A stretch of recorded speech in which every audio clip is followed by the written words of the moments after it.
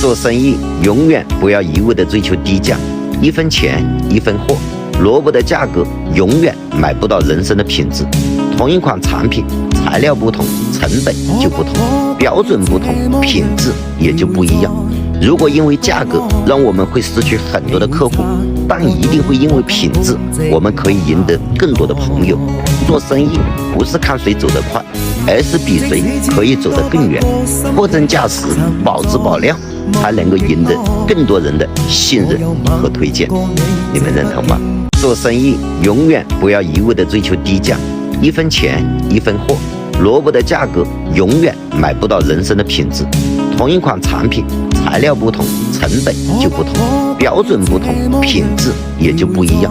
如果因为价格让我们会失去很多的客户，但一定会因为品质，我们可以赢得